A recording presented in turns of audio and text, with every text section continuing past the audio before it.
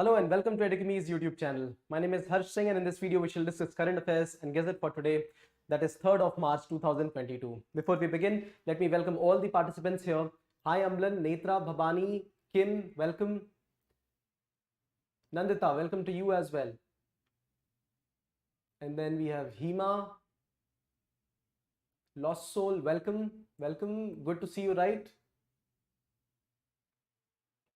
And moving ahead, Kanupriya, seen a lot of improvement in your writings these days. Hi Ashish, welcome.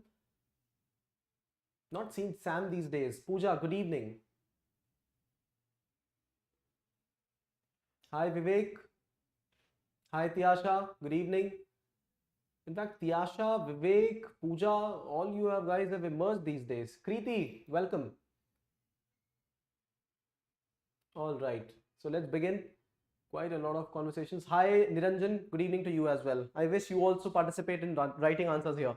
So 3 valuable important questions, 2 related to women empowerment in the country, and the 3rd about the scientific technological developments in the country, which is not at par with global levels or other issues which lead to Indians migrating abroad to study. So let's begin this conversation, and very beautiful answers provided. A special acknowledgement to a couple of you who have been writing quite a bit of data about these all the things that are happening. Try and present, there will be plethora of content, plethora of data, but then data keeps changing, the keywords won't change. So instead of remembering the data in the form, for example 1:834, this takes a lot of bytes in our head, no? So consider it to be less than the global average. This is the proportion of the doctors that we have in India. 1:1 one doctor is to around 800 people in India, and WHO's recommendation is around 1:1000. So just less than the global average. And China, France, Germany, all of them 2 to 3 times above the global average. So less than the global average and 2 to 3 times global average. Now this way, and remember the organization which has given this data, right? So it is the WHO. For example, if this is the organization giving this data, you must remember the name of the organization and some averaging figures, so that it doesn't make you spend a lot of bytes in your head. And also this data changes with time, but approximately you must know the figure. So it is good that you're remembering this, worth appreciation, but take caution of the exact figures. All right. All right. Yeah, we all miss Sam here. All right, I'm looking at the points that you people are writing on the issues, the challenges faced, especially the one that is the feature news for today, that is on criminalizing marital rape. So we will discuss these points and the shortcomings, all of this totally in the feature news today. Good evening, Pooja.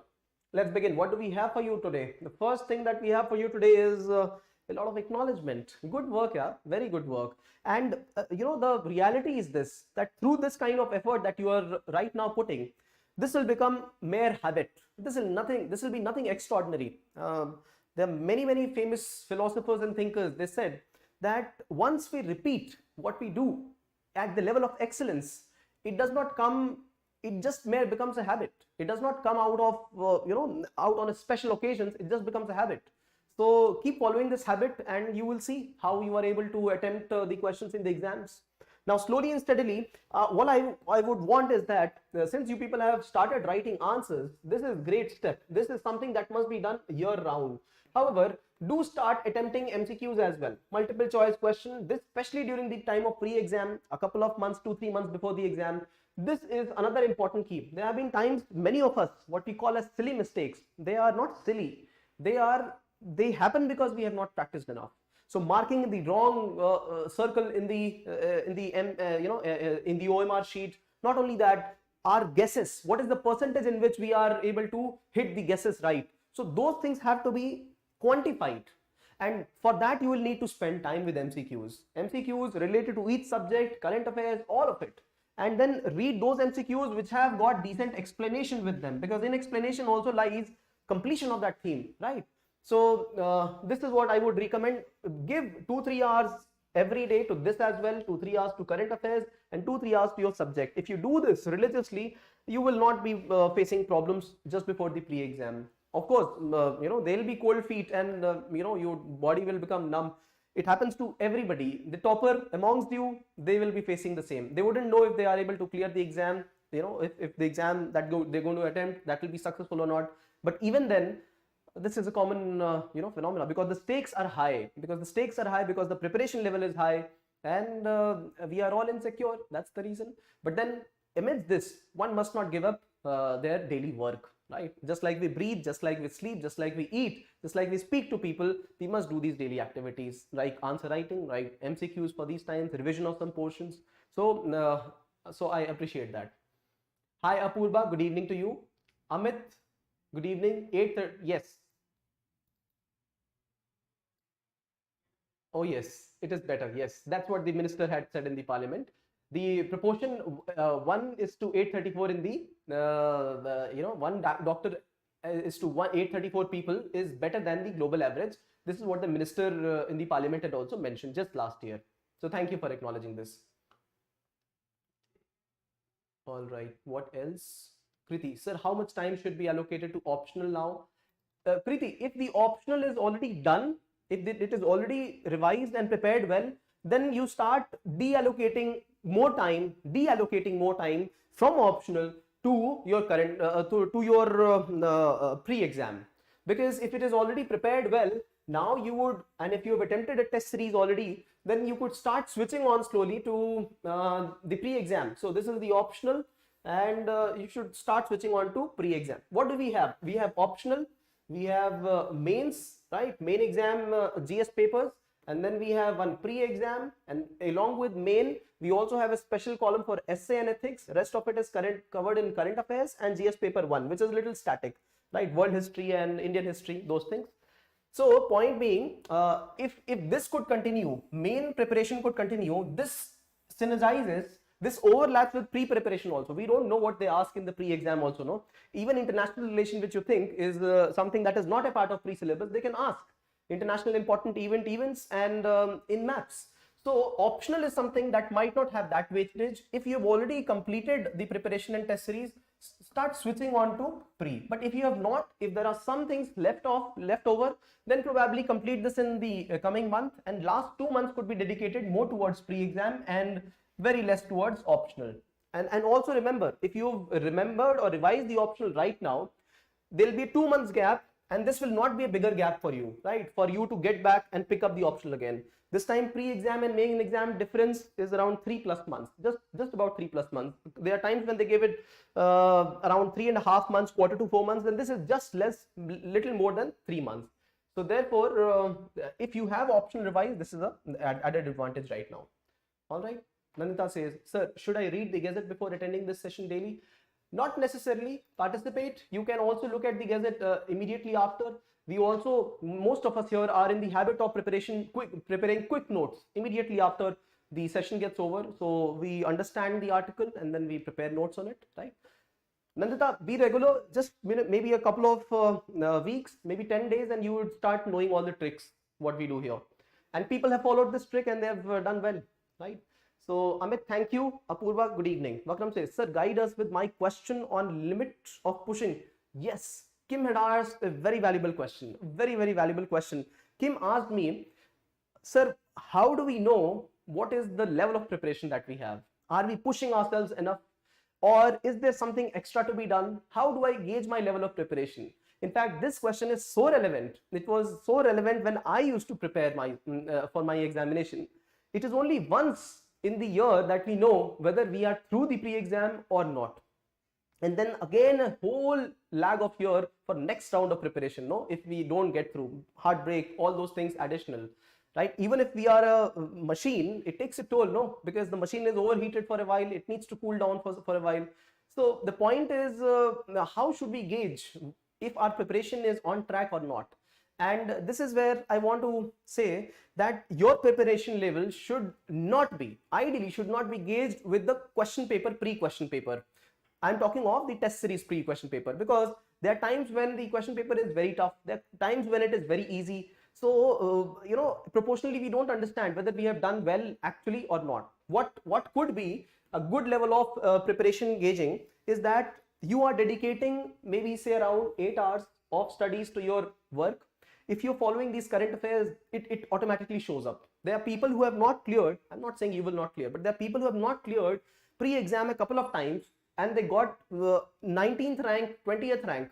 My own senior, right, from where I studied, my own senior, she got this rank and she is an IS officer in Karnataka cadre, right? So what I'm saying is that if your preparation level is decent, that means if you are dedicating certain minimum number of hours, you are remembering and memorizing concepts, preparing notes. This is one chunk that will indicate that yes, you have done something today. This is one. The second one is the optional. If you are attending some test series or you're completing your optional, this is also an indicator that your preparation is decent. And the third one is the pre-exam preparation. That also happens with whatever you're studying, revising, memorizing, notes preparation, classes if you attend, or by self, not a problem. But then revising this, memorizing this, revising this is the point. If you're doing these three things, these are three broad indicators, and if you have done this, all you would seek is a community where you find like-minded people who are doing the same thing, encouraging each other, and also attempting test series, right? So even if the test is very tough, you would still know what is your position, because not through marks but through ranks if they give, and even if not through ranks, you would still be able to gauge that these were tough questions, right? So these are some parameters, but I would like to know from each of you, how do you gauge what is the level of preparation, how much more needs to be done, are you giving your full or not? So I would like to know from you people, so please put down the comments here, right? And let us know, because this is a guide not only to Kim but to each one of us, right? So hi TVG Gaming, good evening. Okay. Oh, Amlan says his performance is really good in current affairs. Okay. See, current affairs will guide you throughout and throughout. Should I do that right now? I want to make you feel what you have done, what you've participated in, and how it has helped you go ahead. So I'm opening the UPSC website right now. I really want to show you the level of confidence you must have, especially for the main examination. We don't know much about the but pre-exam also many questions will be asked from what we study. So if you look at the previous year question paper of main examination, and I'm getting into GS paper, say paper 3, say paper 1, say paper 2, any of them. Let's pick up paper 1. So this is the traditional paper, no? History, geography, and society. Let's look at it. Let's look at any random question here. Say question 20. How does Indian society maintain continuity in traditional social values? Enumerate the changes taking place in it. The question is, how does Indian society maintain continuity in traditional social values? Does Indian society maintain continuity in social values? For example, whatever is our social value, if you look at certain social value, are we able to maintain continuity or not, and enumerate the changes taking place? So what are the values you are picking to talk about the continuity? That is up to you. But if you look at the changes, drastic changes have taken place in the last few years. For example, people are working from home, right? For example, people are migrating and there is a migration back to home, right? So start looking at the last 2-3 years, because this question has been asked in the context of modern times, in the context of times when children are living away from their parents, right? In the times when there is a nuclear family and not a joint family. See, I have started to decipher the question, and this is what you need to do in the first 30-40 seconds in your mind. Write, scribble down something, and then start writing the answer in the next 6 minutes. This is a 250 marker, a 250 word question, 15 marker, asked in GS paper 1, right? So 5-6 varied points and question of society, you can deal with a question like this and look at the changes that are taking place. What is cryptocurrency? How does it affect global society? Has it been affecting Indian society also? I think you know the answer here. What is cryptocurrency? You know it. How does it affect global society? Many ways, right? So, well, it gives people choices of investment. It also gives people choices of transaction, autonomy, privacy. And on the other hand, it also gives people darknet and deep web, right? Has it been affecting Indian society? Absolutely, it has been, right? The factor of governance is getting affected. That is the most important thing, right? Increase in transactions which are illegal. Discuss the main objectives. While all the transactions in cryptocurrencies are not illegal, Majority of the illegal transactions are happening through crypto, right? Discuss the main objectives of population education and point out the measures to achieve them in India in detail. Population education, right? Education about certain specific things about the population. What are the main socio-economic implications arising out of development of IT industries in major cities? This we had discussed. This question we had discussed 3 days before the main examination. So what is the main implication of development of IT industries in major cities? One is purchasing power increasing with people, and then it is percolating down to the society. Not only that, people now migrating from bigger cities, million plus cities, or the metropolis in India to smaller cities, that is tier 2, tier T3 cities, and due to that it is raising the level of income standards and raising a middle class in India. So this is again a social issue question, right? If you keep looking, multi-dimensional implications of uneven distribution of mineral oil in the world. Multi-dimensional implication of uneven distribution. Lo bhai, we have covered this question, a part of this question just yesterday. If you remember, we spoke about sunflower oil and import from Ukraine and Russia, right? So mineral oil is not only the food edible oil, this is also the unprocessed oil, raw oil. This could also be the crude oil that we import from UAE, Iran, and Saudi Arabia, all of that. So what are the multidimensional implications of uneven distribution of this oil across the world? I think you can do this. And this is only looking at the paper, how do the melting of Arctic ice and glaciers of Antarctic differently, how are they differently affect the weather patterns? Yes, this is a specific question. And by the way, have we covered this? Absolutely, we have covered this. I have a screenshot of this. And if you want to look at it, you must go to the website. There is a section, you will be in blogs. In blog section of the website, you will be able to look at the way it has been answered, right? This is a question from Atlantic Meridional Oceanic Circulation, AMOC. And this was a part, why this has been asked is because this was a part of the assessment report 6 by IPCC. Abhi, the second part of the report we discussed, first part we discussed in a lot of details because it was more significant. Second part is only, a next step of the same. So this is why it has been asked. We address the question right there, how it is different and how it is affecting the weather pattern of humans differently, right? So if you look at paper 2 and paper 3, this is paper 1 only.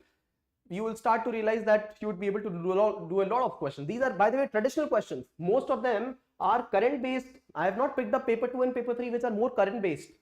So the point is the fruits of this labor will start reflecting. And why I showed this to you is because these kind of efforts must be put in your pre-exam practice also. Right now you're practicing more towards main examination, also gaining data for pre-examination, but this kind of practice must happen for pre-exam as well. All right. Okay, so moving ahead. Thank you, Pooja Amlan. What do we have for today is snapshots, gender roles report. See, this is 8th of March. We will have a special day, Women Day, and not only for that specific reason, but there have been important reports which have been pending. Pew report is one of the reports. It has come over, and that is why we will discuss gender roles. We will also discuss an important issue that has been pending in the parliament. It has been pending ever since marital rape and conjugal rights. This is a part of the feature news. These kind of issues gain prominence during the times of these special days, when we pick up those days, although they are relevant, but they start coming to the news. They start getting highlighted in the news. So we'll discuss both of them. Russia's threat to ISS. Okay, we discussed this, a quick understanding on that. And MBBS graduates going abroad and studying, what is the plight? We will understand this here. This day in history dedicated to Jamsetji Tata. He was the founder of Tata Group Institutions, an industrialist. And I have been trying to spot the hierarchy of relationships. It has been very tough. We will discuss this. Image of the day on Dippy, the dinosaur from UK. Terms and concepts. Moth pollination in Himalayan ecosystem. It was in the Hindu. MH60R. We have started to import them from which country? MH60R. What kind of helicopter is this, and from which country are we importing? Please type down. Darkathon 2022. India has initiated this, right? And pandemic treaty being proposed by the whole world. So concept of One Health. All right. The 3 editorials that we have: one on learning gaps in India, the second one on Ukraine and international law. Has international law failed us or not? The third one is antimicrobial resistance. Today's case is on dogs, human's best friend. All right, so let's begin this conversation. See, a lot of things are a matter of opinion, and while we discuss the first snapshot, that is on gender roles and report, and then when we discuss marital rape and conjugal rights, we will discuss with sensitivity towards all persons, and we will discuss all sides of the story, so that we understand if as a lawmaker, if we are asked to create a law, it should be neutral, it should be bipartisan, it should also serve justice to everybody, right? So let's be sensitive while we discuss these kind of issues. Before we get into that, of course, you will also, through this report, gender roles report, you will be able to understand how society perceives the role of women, especially India. So this Pew Research Center, this is an American-based research center. They have conducted a research and survey on gender roles. Right, what should be the level of female participation at homes, what should be the participation in finances, who should be the one taking care of children. So this reflects about Indian society and world at large, right? Only a reflection. This is not a ideal state. This is only stating what is the survey. And in India, this survey was carried out amongst 30,000 people in the year 2019-20. Okay, all right, good enough. Kriti, Netra, Amlan, Tiyasha, it is America. So you can start looking at how India is diversifying these imports.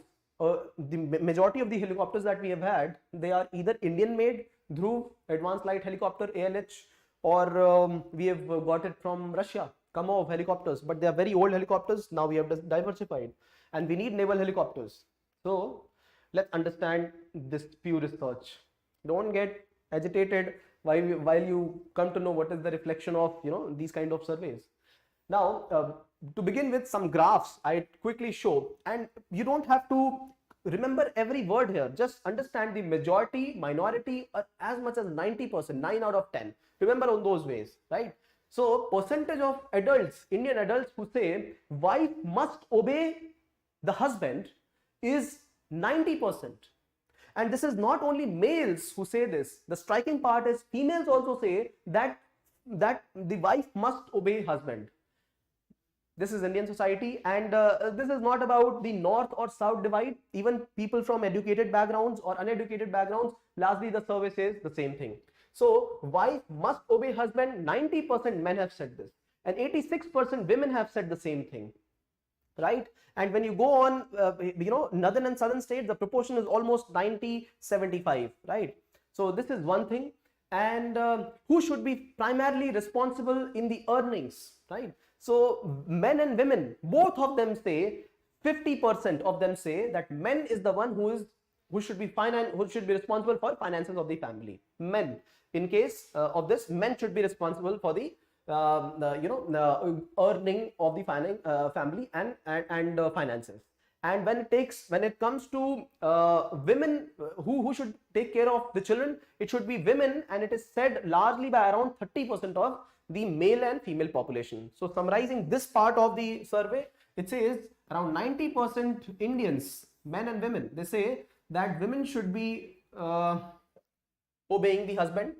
Around the second one is responsible for earning. Around 50% say, men and women both around them say men should be the one financially working for the family, and around 25-30% people, they say that women should be taking care of the family grooming, children grooming, all of them. Another part of the report says that if there is a job scarcity, around 75% people completely agree that the job should be given to men only, not women, men. So mostly around 50% agree that it should be men who should given the job, and 25% largely agree, right? So around 75% people agree that men should be preferred in jobs whenever there is shortage of jobs, scarcity of jobs. And you should not again discriminate amongst male and female, because all of them, including male and female, they both agree with this, right? So this is one. They have tried to distinguish between college graduates and less than college graduates. So a little higher proportion amongst people who have not graduated college, and yet saying that men should be given these priority jobs, a little higher, but largely it is still 75%, right? Even if you have graduated.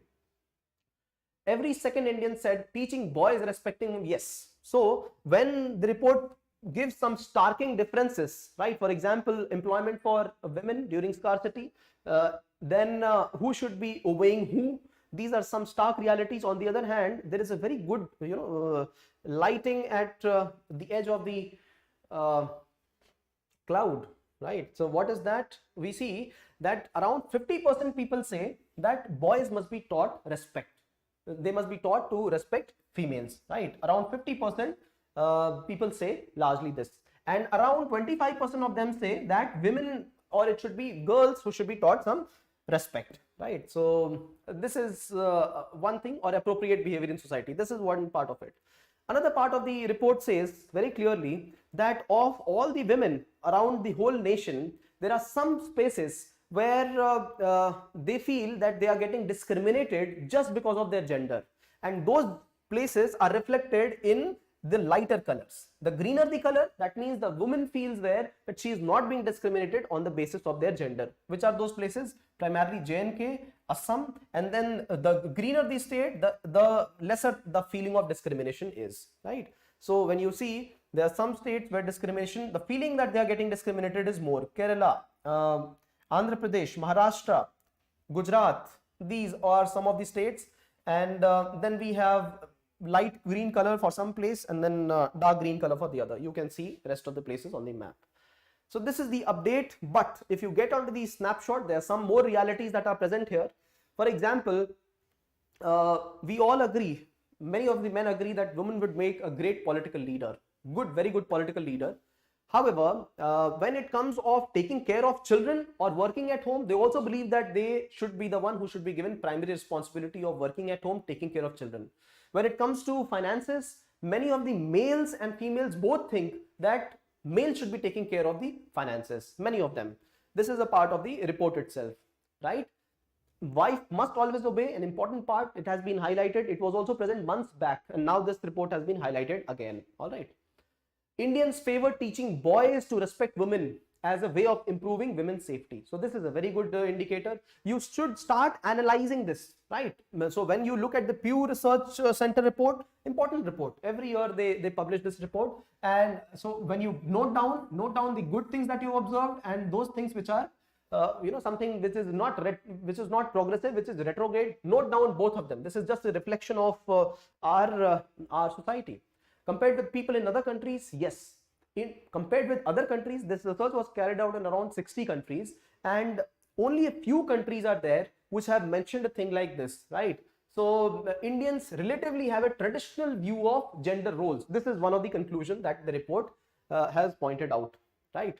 And they say, even if you say that South Indian states do not, are progressive in a little bit in some way, they say southern states are not necessarily more egalitarian than the Hindi belt states, right? And this is where they have given the example that when it comes on decision on expenses or who should be working, male should be given more responsibilities. South Indian states also agree about it, right? So this is not about the parts of India. This is about Indian society in general. Survey says this. North, South, no such divide. Rich, poor, no such divide. Rural, urban, not much of divide. This is what the report has found. It has found out in general. And then you could ignore this part of religion, right? And yes, about burial as well. One is important point that not a lot of people feel that burial should be burial of the elders in the family after they pass away should be according to the females. But then again a difference here. For example, Indian Muslims 24% say that son should have the primary responsibility of the burials. But then in Sikh it is different. Only 29% say that son should handle the rights. But then Sikh population is very less, no? So that is why I'm saying ignore this part, because we don't know the complete reality here, right? Okay. Across variety of measures, Indian men are more likely than women to take a traditional view of gender roles, but only slightly. Look at that part, only slightly. So not only men, but women also have taken a traditional view of the Indian society and what are the gender roles, right? But yes, point being, a critical analysis of whatever has been presented, according to me, is that even if they are working at home, even if they are caregivers at home, can we not devise a way in which we understand what is the cost of this? so that we include it as a part of GDP. This will not only help in raising the GDP of the country, we will also monetize these kind of work. And once we monetize this work will not be treated as free of cost work, right? Women will be paid for this kind of work. This is what happens in many of the developed countries, right? So look at the report neutrally about women empowerment in the country. Okay. Okay. I hope you guys are here with me. Everybody is silent. Saap sung gaya hai. The second update is on Russian threat to ISS. Oh yes, Russian threat has come and that's why you are quiet. Okay, we have discussed this already. The International Space Station, Russia has said we would drop it on any of the countries, and the foreign minister said this. There are a lot of random allegations and random things being said by Russian ministers, chief of Roscosmos, all of them saying something or the other. Somebody says we'll drop a bomb, somebody says I'll drop ISS. So not to be taken in high regards. However, the world is preparing for whatever whatever might come, right? So therefore, as not expected, the war initiated. As not expected, they wouldn't come up to Kiev. They came to Kiev, and as not expected, now the areas around Kiev are being cleared because it is being considered that they might even bomb Kiev. So a lot of things of those sorts are happening. In fact, for the Indian citizens residing in Ukraine, we've also received not very good news. Some people have died. Some people were also beaten because of India's neutral stand towards Russia. So these kind of issues have come up.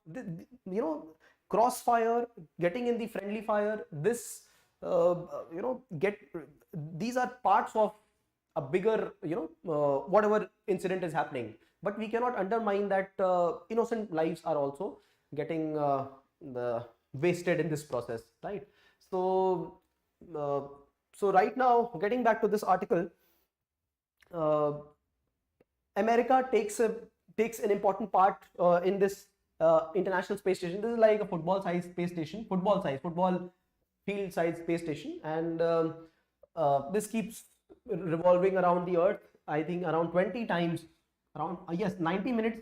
Every 90 minutes, it completes one revolution around Earth. So around 20 times per day, and there are six number of astronauts present in the satellite at any point of time. Refills, food, valuables, all of them are given, and then spacecraft gets launched. It could be Russian rockets which gets launched, and then they come back to the Earth. It could be private rockets, it could be American rockets. Now NASA doesn't have any rocket as of now, no. So private rockets could get launched by Mr. Elon Musk. This is what he has proposed. See, the primary duty of Russia is to ensure that the orbit of this artificial satellite is maintained around the Earth, 400 to 600 kilometers away from the Earth, and this will keep orbiting. This is so reorienting the satellite through energy and maintenance of the internal energy, all that life processes, that is US's part. Russia says, I will leave my part, it will drop anywhere. So Mr.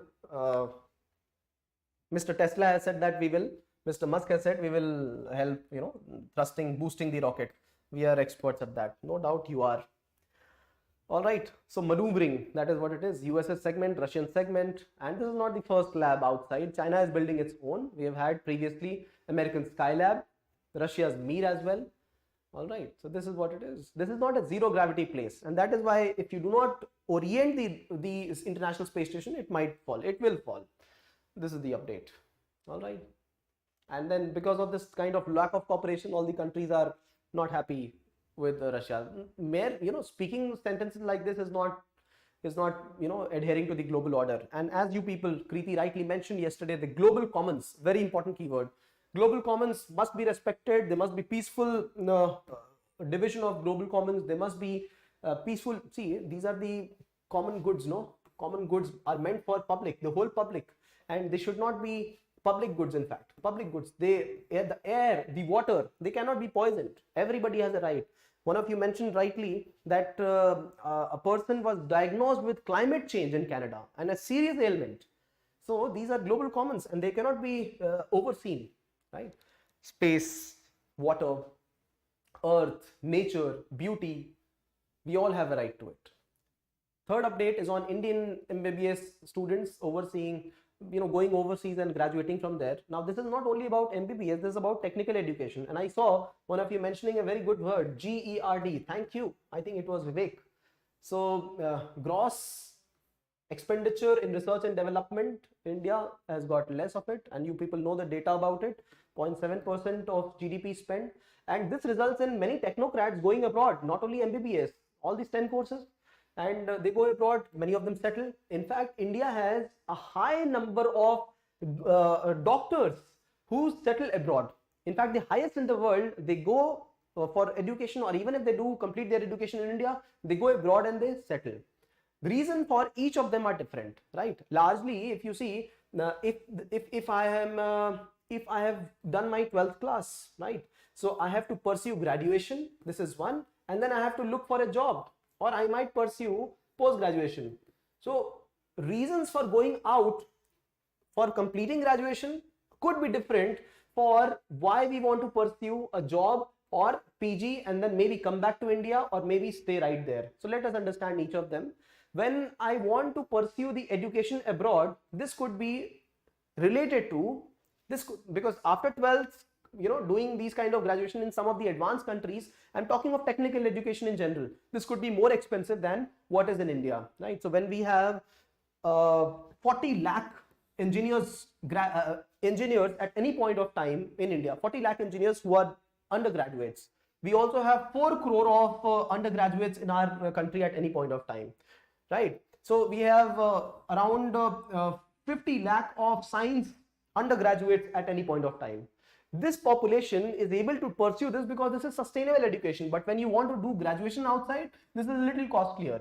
But then people weigh their cost and benefit, and what they understand is that this will lead to a brighter career, right? They wouldn't want to look at the level of, many of them wouldn't want to look at the level of innovation that they'd be able to do. Exposure is not as that much. Largely, it is about great opportunities for the future, good pay, and yes, great, lifestyle, all those things, graduation. But when we look at people doing post-graduation outside, general, I'm not talking of MBBS, we'll come to MBBS because that is a very specific field. But when people look at science, technology, research, postgraduate degrees, there are other factors also. Another, they could also be leading to what is my vision for future, what would I like to do in future, all those things. But when you look at a specific course like medical, MBBS, I must say that the number of seats offered by our country, there are hardly 80,000 seats. 80,000 seats for MBBS and around 40,000 seats in all the colleges in the masters. There are hardly 600 colleges for medical education in India. Do you know how many colleges exist in India? There are more than 40,000, 40 to 50,000 colleges existing in India and 1,000 universities. But we have only 40,000 students for masters and only 80,000 students for bachelors for MBBS in our country. This, in comparison with the technical engineers, around 10 lakh seats every year. 10 lakh graduates from computer every year and 10 lakh seats being offered every year. This is not even 1/10 even, and this is after increase in number of seats, increase in 20-30,000 seats. Over and above, we have the NEET examination, which is being said it favors the urban class, the people who are from a richer background, the students who can afford coaching. It is being alleged in that way, and somewhere or the other it is correct as well, right? So medical education abroad offers a far lucrative avenue. You know how the whole calculation is done, and it is also present in newspapers. It takes around 40 to 50 lakhs if you want to pursue education in India.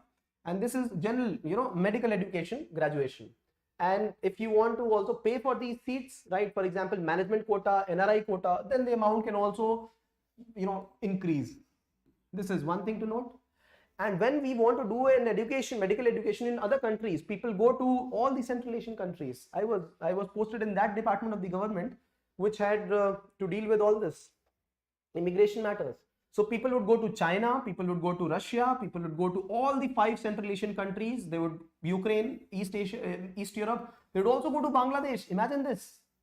Why? Because the cost of education here is lesser than what it is in India. This is 40 to 50 lakhs in India at least. But then if you consider the cost of education there, you would find the stark difference here. Let me show this to you. This came out in the newspaper as well. very much visible from this.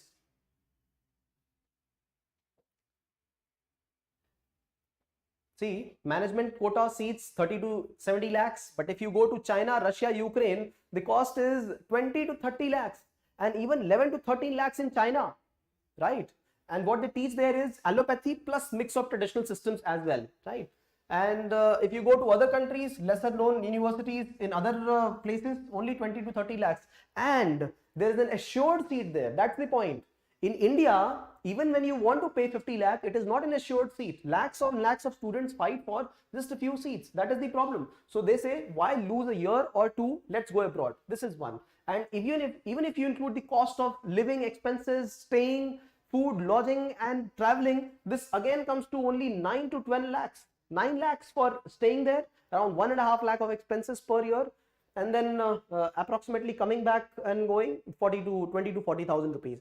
This is a cheaper system of education being provided by many other countries, and now Prime Minister lately said, no, let's start providing education in India, medical education. Why are we looking at the other countries getting advantage of it? But then are we presenting that level of education here?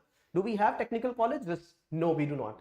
Another problem here is, if the student has already completed the graduation there, are they staying there or are they coming back? There is a need of medical practitioners in India. More so during the times of Corona, we need people, and health education needs more promotion. So when students are coming back to India, they must appear for an examination called as Foreign Medical Graduate Examination, FMGE. They must appear for this examination, and only after they pass in this examination will they be awarded the certified doctor degree that yes, they are eligible to practice and prescribe medicines. But the irony here is that majority of the students coming from abroad, they are not able to clear this examination despite staying for 5 years in the other country. They're not able to do it. So around 80% plus students are not able to clear this examination from China, Russia, Ukraine, Kyrgyzstan, Philippines. Oh yes, Philippines. I don't know for what reason, but from Philippines, around 1/3 students have been able to clear the exam. I don't know if if students in Philippines got this examination paper or what, or if the syllabus matched on a serious level. But then largely, if you see, red is the number of students appeared and the blue part is the students who cleared the examination. Students from Armenia, Georgia, Bangladesh, Nepal, Kazakhstan, Philippines, Ukraine, Russia, China, us going there, spending there and not able to get the right education. And over and above, look at the kind of treatment we have been meted out, right? So this is a major indicator of what's happening. But then those are international issues. They can be kept a little away. Right now, India has 13 lakh registered doctors in 600 studied from 600 institutions, and 6 lakh of Ayush practitioners. 1 is to 834. 1 doctor is to 834 persons in India. This is the current proportion. If you compare this to the 4 crore of undergraduates at any point of time, the proportion of the arts graduate is 1 crore. 1 crore undergraduates. These are undergraduates. We have 20. Okay, let me give you largely the number. 25 crore school going student, 1 to 12th class. 4 crore of undergraduates, first, second, third or fourth year of graduation. Out of them, 1 crore have selected arts. Around 50 lakhs have selected science. 43 lakhs have selected commerce, and 37 lakhs have selected engineering. And far after this number comes the practitioners who are medical, law graduates, or the other fields like architecture, etc. See, majority of the population goes toward this. Even despite wanting to become doctors, India does not offer them the scope as of now, right? What do we need? We need more transparent system of education. We also need lesser cost of these kind of prevalent education forms. So that is the problem. And you know the cycle of this. We very well know the cycle of this. See, many of us are not oblivious to the fact that if there is corruption in UPSC or state PCS examinations, UPSC by far, whatever I know, is transparent here. But then if there is corruption, if people have to pay for the seats that they get through, then they will also try to get back the money that they spent. Ideally, this is what happens. And this is what happens in MBBS fields also. If you pay heavily, we will try to look at ways in which we are able to recollect or get back the money. So this largely is an expenditure which is going to cost the Union of India itself. People largely. And you see the number of students who are going abroad, this has only increased in these times here, 12,000 to 35,000. This number has only increased. The recent war in Ukraine has highlighted the plight, and records have shown the threefold increase in number of candidates taking the examination, and most of them failing. Not good, no? All right. So NEET also is to be held accountable, whether the examination should be held in a central fashion or state level, and what should be the level of reservation maintained in these examinations. A lot of questions which needs to be actually sorted out in our country. See, although this is a old report, statistics of World Health Statistics Report 2013, but still very, very indicative of some important relevant data. India has the highest number of doctors migrating to other countries. All right. And then look at the kind of treatment we mete out to nurses, midwives, and ASHA workers. So ASHA workers, and then assisted nursing midwives, and then Anganwadi workers. How are they paid? How much are they paid? They're struggling for 10,000 rupees of pay and doing dharnas. And what are they gaining right now? 5,000 rupees. And this was not even 5,000 rupees. The honorarium that they used to receive was 1.5 thousand rupees. And if they would do a certain number of, if these midwives would do a certain number of institutional deliveries, then they would be able to get 500 rupees extra per month as an incentive. Otherwise, say 1,000 or 1,500 rupees. This is the kind of dismal status that we have. So the change must be systemic. This is not individual level work here. This is a systemic change. This is not attitudinal change. This is a systemic change that we need. While on the other article, we saw that systemic change was also required, along with the personal level grooming of every individual. A systemic change is required here specifically, because not that graduates don't want to be studying in India, but then we don't provide them enough scope. So this opens up a larger issue of how the examination process happens, to be discussed on different ground, but this is about students migrating. Now, one thing that I wanted to specifically mention on the first update here, that is about the Pew Research Center survey on the gender roles. When there is a substantial population, yes, here it is, when there is a substantial population saying that we should teach girls to behave properly. If you see, 25% of college goers, or even those people who have not had college graduate degree, if they feel that girls must be taught to behave properly, right, so that there are lesser atrocities against them, this is the population that grows up and then later tries to hide what is happening in the country. We'll deal with this question when we talk about the issue of criminalization of marital rape. So remember this data here, because we have a substantial chunk of population which needs to maybe grow up, although they are grown up, but then they need to grow up in some other ways. All right. So moving ahead to the next update, which is on this day in history. All right. We have Jamsetji Nusserwanji Tata, right? A Parsi individual, and he was the founder of the Tata Group. Tata Group got founded later, but he was the one who initiated this, right? He was also known as One Man Planning Commission by Pandit Nehru, and Pandit Nehru was very much friends with JRD also, right? JRD Tata, he was one of the successors of Mr. Jamsetji, right? Ratan Tata and all these other people, they came. Ratan Tata is right now here, but we have had 3-4 generations who have led to the formation of this huge Tata Group. This is where people largely call Tata Group as industrialist and the Reliance Group as business persons. The prime reason that is being said in social media and other places is that while not only creating jobs, Tata's worked for the development of the country. The profit motive was also disseminated through creation of jobs, avenues for employment, growth of the nation, and building of the nation building processes. So example, Jamshedpur city itself, the municipal corporation run by Tata itself. There are many other facilities which are being helped. Tata Research Foundation, Tata Cancer Institute, right? Many of them, Bhabha Atomic Research Center, many of them funded by Tatas. On the other hand, when we look at Ambani's, so this is the reason that they are called as business persons, because the profit is again reinvested in business to expand it further. They also must be indulging in some business, some charity, but not aware much about it. All right. But yes, Tatas also have been accused of dealing with not only industries, for example, iron and steel industries and vehicle industry, all that, but also with the trading of opium. Right? People say they earned a lot of money during British times with the trade of opium, and they have set up big industries. Feature news for today. Now, controversial things, just ignore it. Feature news for today is on marital rape and conjugal rights.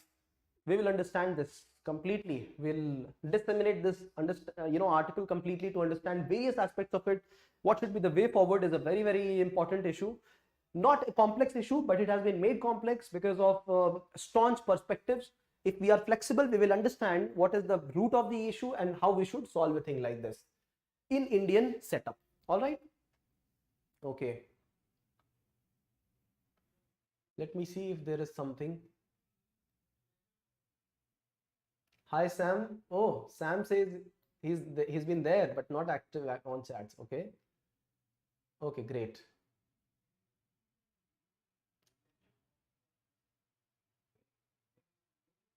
Kiran Fish. Hello. Hi Abhinav. Sir, why you left this? Please explain. What are you talking of? Pooja? Kriti, the universities there have a system of transferable credits too. Yes. Academic Bank of Credits, ABC. Kriti, start using them. But passing rate is very less.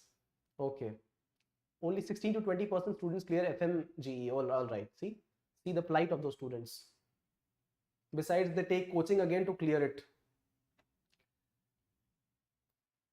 Prime Minister said that every district must have one medical college. See, the system here is, how many districts do we have in India? We have around 700 districts, 650 districts.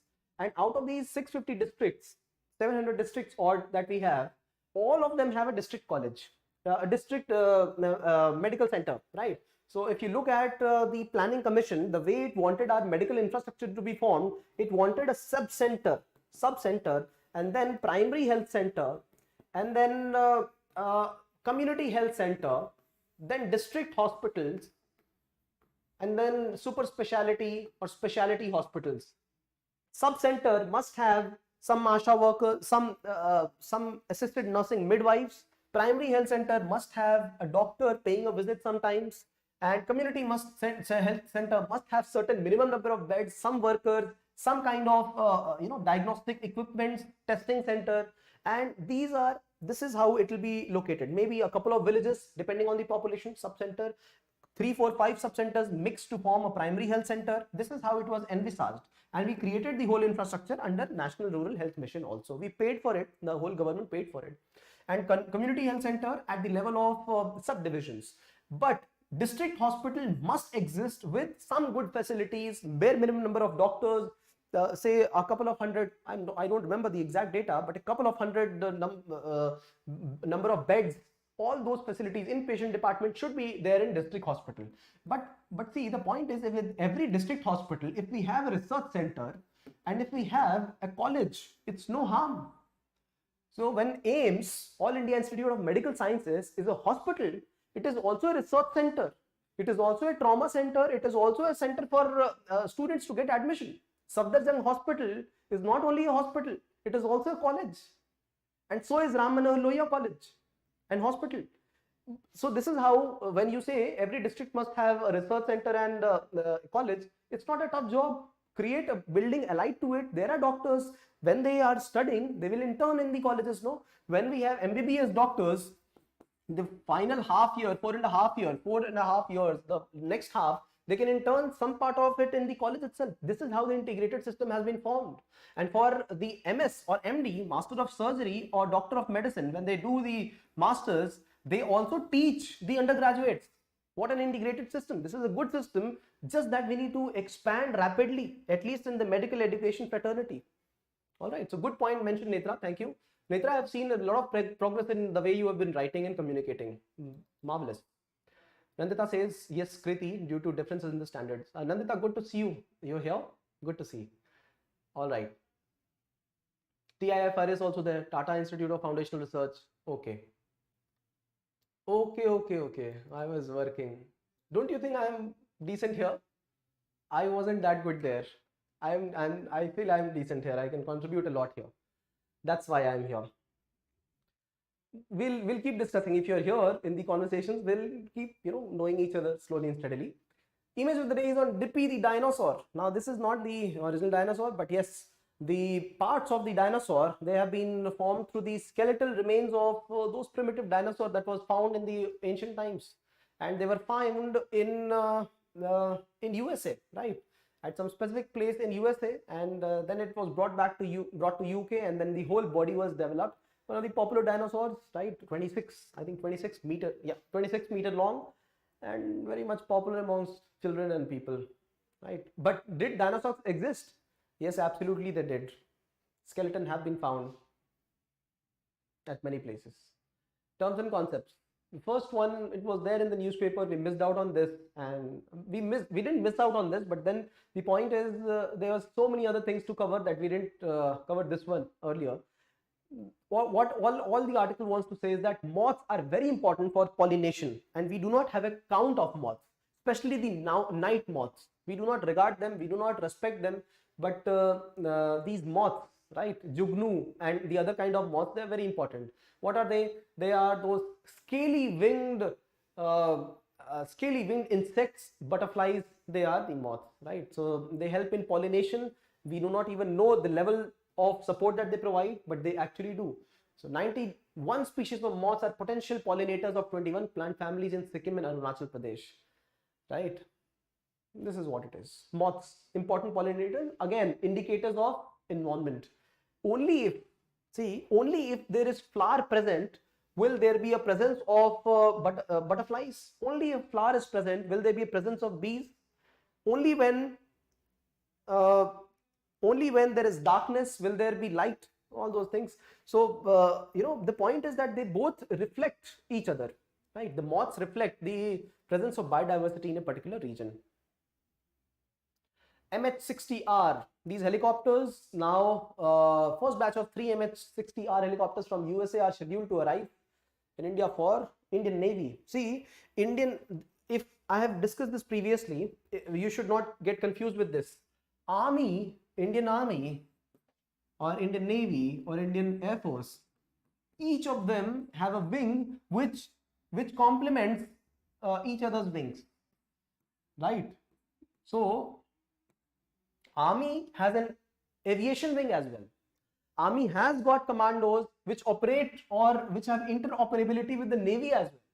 Similarly, Navy has got commandos which can operate on land and which can operate at air as well. That wing of Navy is called as naval aviation. Similarly, Army has Army aviation, and Air Force does not only operate in the sky, they also operate on land, right? So they have interoperability, just like we have some commandos. If you have heard of US Marines, they are not only Marines, they don't only operate on the marine areas, but they also operate on continental areas equally well. Just that USA's boundary are marine in nature. If you see the map, the international boundaries are marine in nature, so that is why largely operating through water base. But then India also has got land bases, land borders, and then what, marine borders. So we need interoperability, and yes, that is being provided through what, interoperability of commands. All right, theater commands. So India is working on that. USA has got some specialized forces at all places. So now, so we have fighter pilots for the Navy? Absolutely we do. We have fighter pilots in the Navy as well. We have fighter pilots in Indian Army also, and we have some people from the Air Force who are very well in saving lives in the seas and on land as well. Now this time the update is this, that Navy has ordered some batch of MH-60R helicopters from USA, diversifying its sources, right? What will they help in? So reconnaissance, warfare, anti-surface warfare, search and rescue operations, naval gunfire support. They would help in all these ways. They would be replacing the Sea King helicopters. If you want to look at these kind of helicopters, they are age-old helicopters decommissioned in the 90s only, and they were the origin of seeking helicopters is 1940s. So they are replacing these helicopters. Not that these helicopters are also very state of the art and new. They are good, decent, but then they are also operating in the in many other navies. So there are some names that I wanted to show you. These are the helicopters that we currently have in India.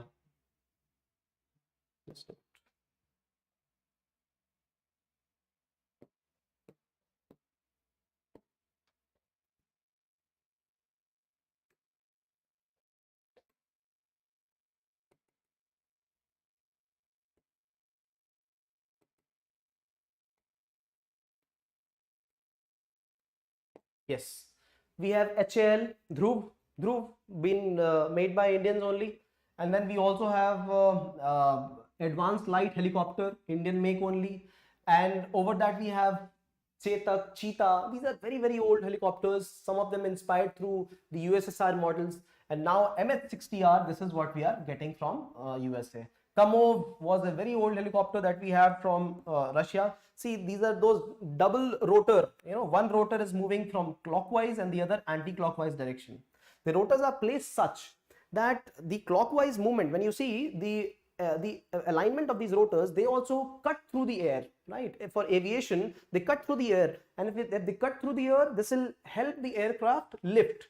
This will help these rotors will help the aircraft lift. On the other hand, they don't have these wings, no, at the end, the vertical wings at the end, tail wings. They have the opposite movement of the rotors again, so that when they are able to lift, the opposite ones will be able to control how much they have to rise. All right. So this is the camo helicopters, and this is how the Chinook also operates. We have also purchased Chinook, no? If you've not seen Chinook, you must see Chinook helicopters. So big helicopters, and they have rotors on both the ends. You would have seen this in Afghanistan war. Okay. The second one is the second update we've done. The third update term for today is Darkathon. See, Darkathon is important because of this specific reason. I have mentioned this previously.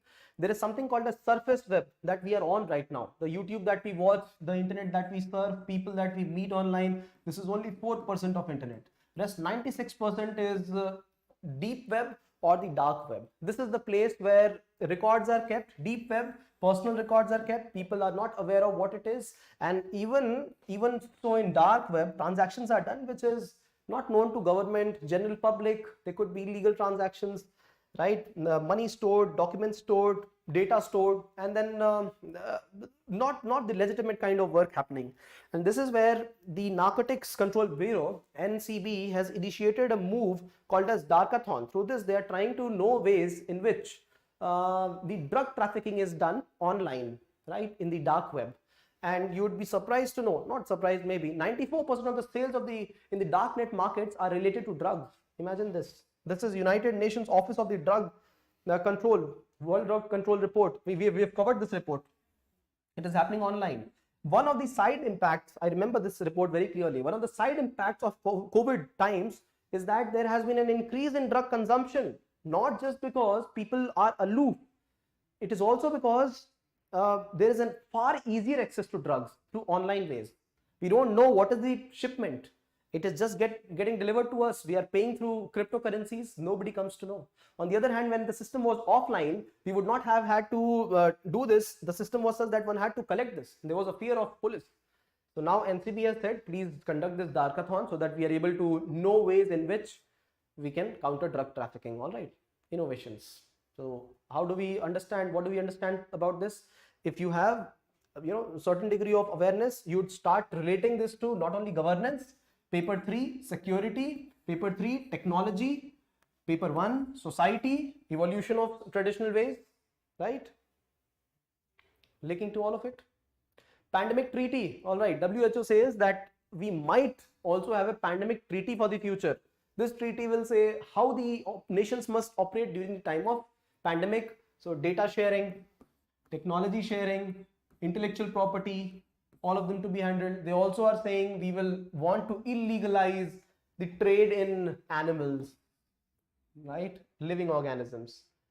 right? So this is what this treaty is about. They're only proposing right now. Let's see what they ban, what they do not, right? The legal nature of this treaty is yet to be decided.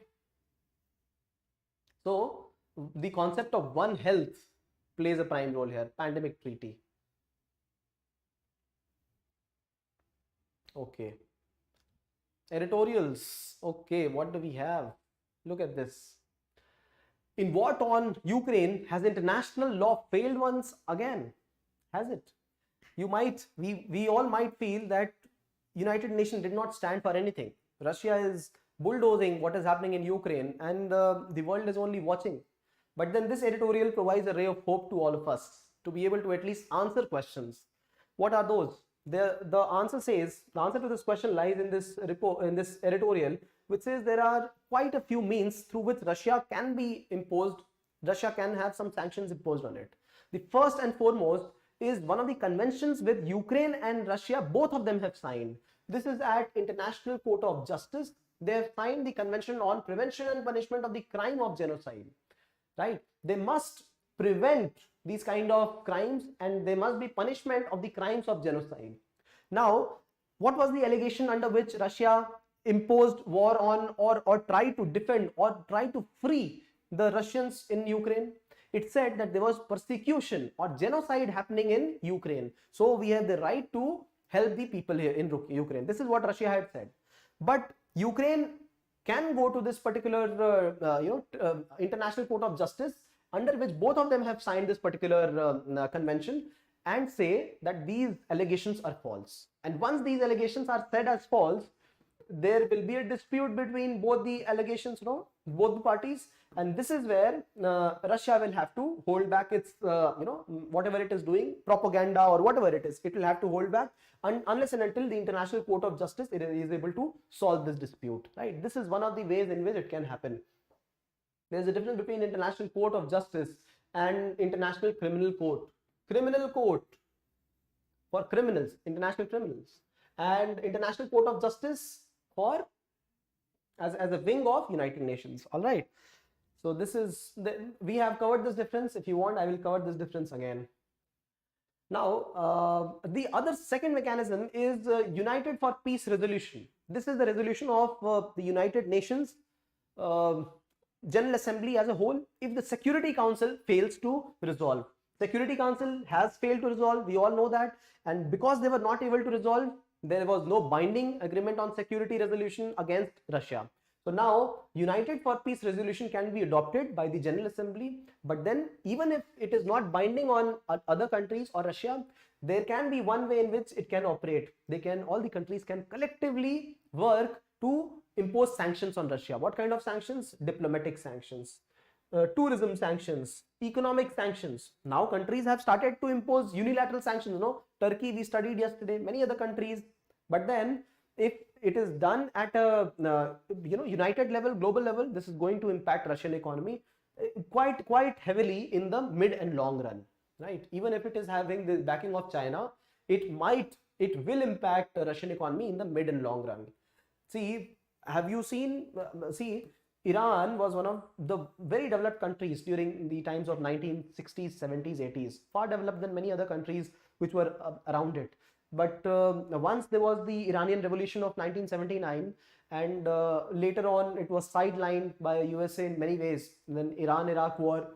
Point is, Iran got sidelined. And similarly, we see with the other countries. Look at South Korea and North Korea, the difference between them.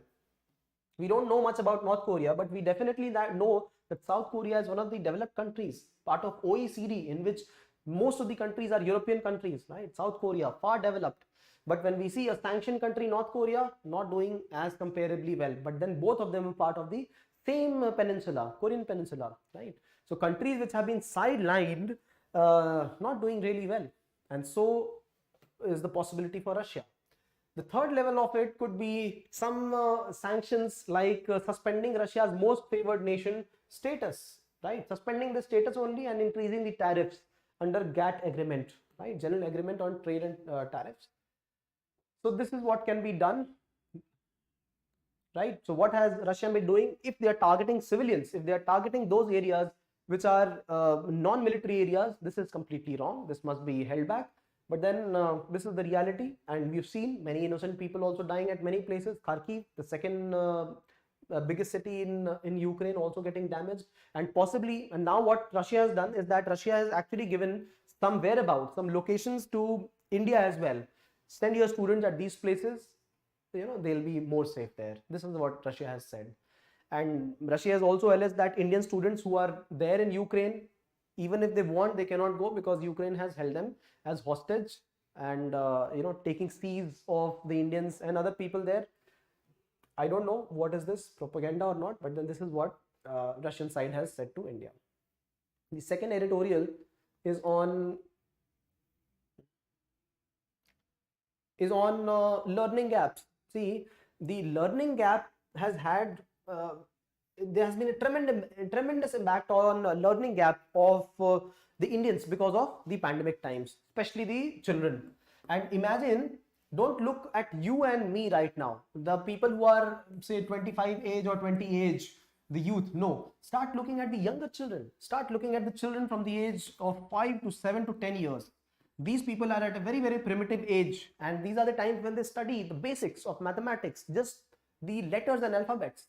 And once they lose out on those years, once they lose out on the time in which the education was to be given to them, and they must be remembering, then there is no turning back. This leads to learning loss. This leads to learning poverty.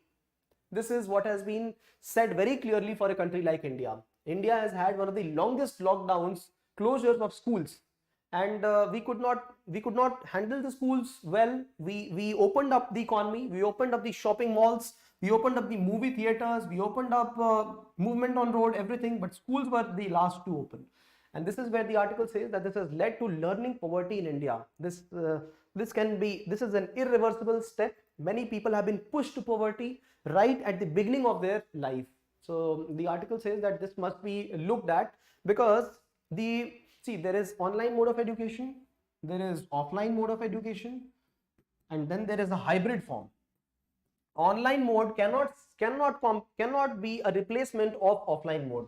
Why? Because the small children cannot be made to sit at a place. They cannot be made to sit at a place and say, watch the video, be disciplined, and understand what the teacher says. They need physical presence. They need a social ambient place. They need the teacher to be interactive with them. But this doesn't happen when we look at a TV screen or a phone or hear something on radio. This is not how the children's cognitive abilities develop. Hybrid system is the one. Hybrid is the one when there is a state-of-the-art classroom. The children are right here, and I am showing something to you on the video. There is a mic as well.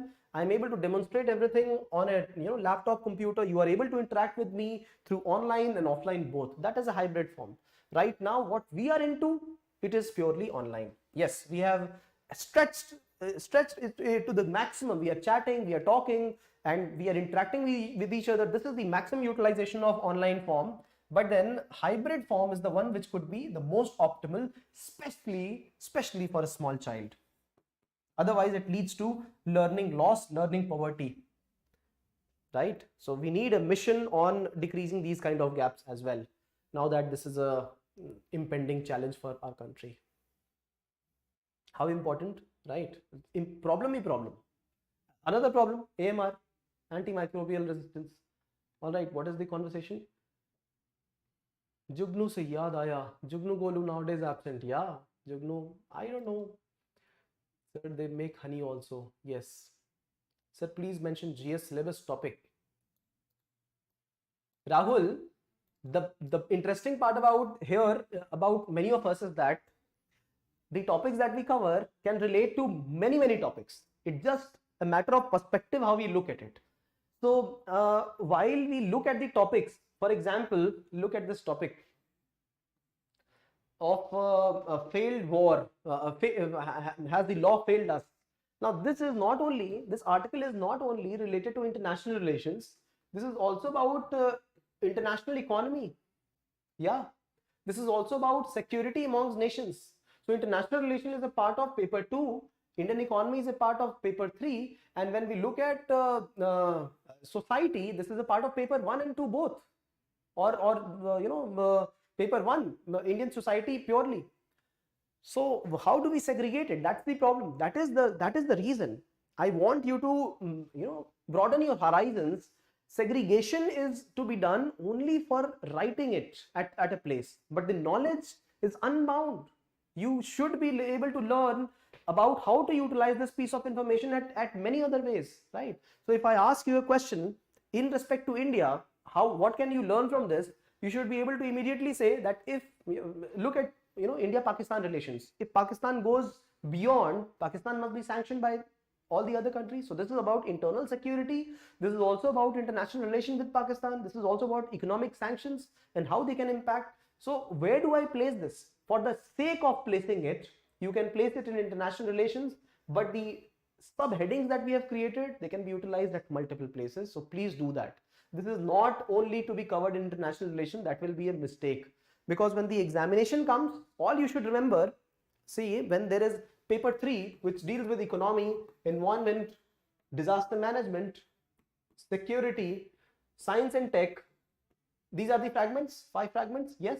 So when the paper comes here, it does not want only you it doesn't want you to only write about Indian economy. What about the social aspect of Indian economy? What about the international trade? Yeah. What about the ethics of economy? All of them? Yes. The answer must have the economic key terms. That is absolutely true. But you must pick up the content from all over. It should not be fragmented. Right? It should be completely integrated. Everything must be covered as much as possible. Right? So this is how, Rahul, I would like you to approach the topics. Do not feel constrained when you look at thinking about a topic.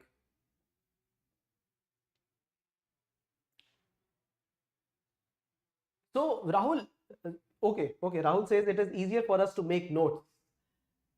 I have seen this. I have seen multiple people do this. Although this is a popular way of doing it, however, I find this populist as well. What do we have? Paper 1, we have we have geography, history, society. Paper 2, we have society, polity, international relation. Paper 3, we have economy, environment, disaster management, security, science and tech. Paper 4, we have ethics. How tough is it? Yeah, it will only make me spend a few extra bytes. I would do that. But then a topic like gender disparity comes in society, comes as a part of history and culture. It could be segregated on the basis of geography as well, right? What about governance and polity level of it? Yes. Society, it comes here also. It has a very important chunk in economy as well. So when you look at an article like this, and ethics, of course. So when you look at an article like gender roles or the criminalization of marital rape, it is very simple for you to place it under society. You should do it. Similarly, when you look at other articles,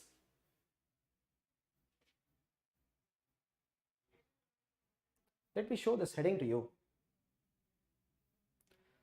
Russian threat to ISS, part of international relation. Gender roles, part of society. Indian MBBS students studying abroad, society or international relation. Marital rape, society. Moths, pollination, environment. MH60R, internal security or trade. Darkathon, society, technology. Pandemic treaty on society, health or international relations.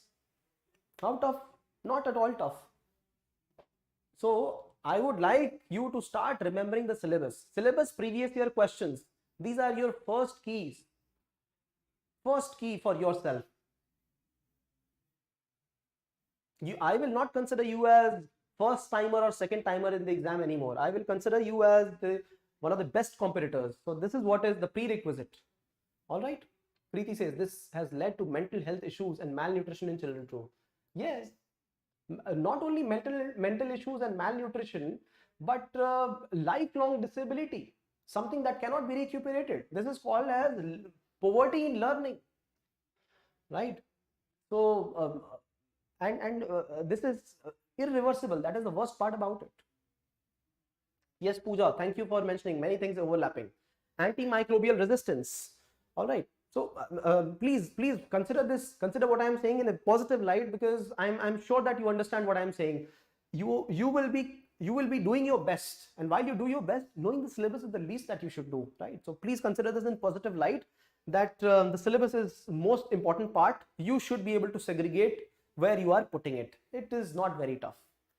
Okay, antimicrobial resistance is very important. Why? Because it is growing in an unaware country like India, especially in India, right?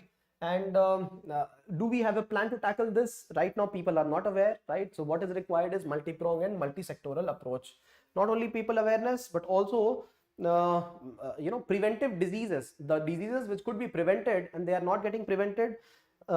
This is something that should be focused at. So preventive and preventive care. And it is wisely said, no, prevention is better than cure. And once the disease is caught, then you should start looking at how to cure. But curing, this is the place where the right treatment must be given, right dosage must be given, right amount of disease, the dose should be given. But preventive is one important way in which it can be cured. Not only that, one should also look at antimicrobial resistance. There's a point that I'm missing here. Antimicrobial resistance. Okay, I'll speak about it later.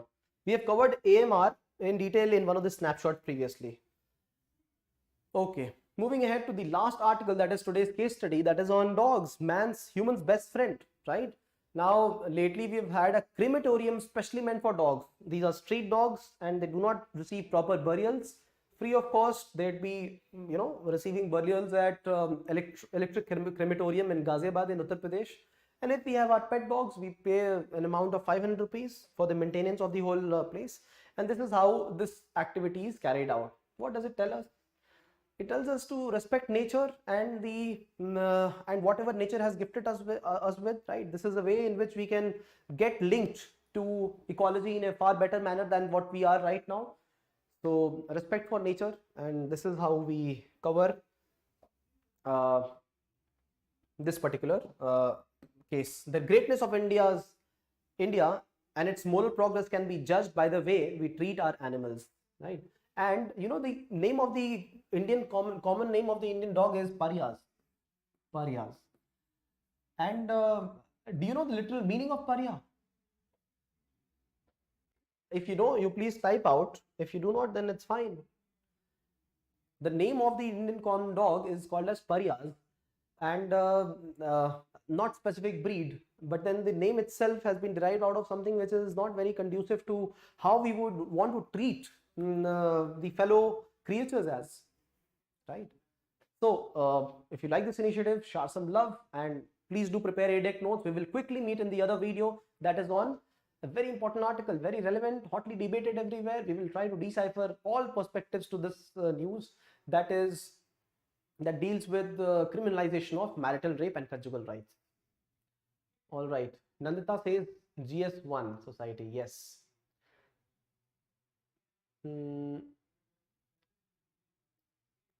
Niranjan says it is seen many times, people do not follow the course. Yes, not only, absolutely Niranjan, not only, if we have covered this article, I would like to mention what Niranjan is speaking of. So antimicrobial resistance, it is one of the leading causes of death in our country. How? Because through antimicrobial resistance, this not only magnifies the kind of ailments that we have, this also decreases the kind of immunity we have. Immunity gets decreased. So high power dosage, if taken, this leads to revelation of those kind of illnesses which should not have actually revealed in our bodies, right? And many people die not just because of one disease, they die because of a couple of diseases, comorbidity. So comorbidity, this is what you should acknowledge. People do not only die because of corona. Along with corona, they have had some heart disease, some problems in the body, and this is what has led to the death. Now, during the times when they had COVID, when the dosage was of high value antiviral diseases, or the drugs which were AIDS related, malaria drugs. Now, when they led to giving us higher power dosages at random intervals, because this was not researched well earlier and humans were the guinea pigs on whom trial was conducted, this led to infection going away, the COVID infection, but it further led to something called as COVID complications. If you have heard of this word, COVID complications. These are the complications that we are speaking of. Majorly antimicrobial resistance, causing a lot of deaths. Because when we have antimicrobial resistance, if our body had some immunity, that immunity also goes away, because the higher doses of medicines that we had, it ensured that the good bacteria or the defensive system also they would deteriorate, and this is what would lead to formation of super bugs at the end. But before super bugs, there are various stages. For example, extremely drug resistant, and then we have multi-drug resistant, and then we have drug resistance, right? This is the level at which humans operate. Even if drugs are given to us, higher dosage, we will be resistant to that particular issue, or the microbe will be resistant. There are some microbes which will be resistant to many types of drugs. Even higher drugs will need to be injected, and then extremely drug resistant. And after that, when the microbe also evolves to a level beyond which there is no cure, this is called as formation of a superbug. And thankfully, corona is not a superbug as of now, right? So this is the update. Thank you for participating. Let's meet in the other video. Do you like this initiative? Share some love through likes, comments, shares. And if you have questions, please put them down. Thank you. Pariah means outcast, sir. Thank you. The Pariah dogs, the local dogs, the Indian dogs, nowadays being taken as pets, they are called as the outcast. Why the outcast? They are the most suited for Indian setup. If you look at the German Shepherds, they are not Indian dogs. German Shepherds, although very aware, right, they are the military dogs brought to India. And similarly, if somebody is having the Russian Mastiff with them, right, or the Scooby-Doo, what is the breed of Scooby-Doo?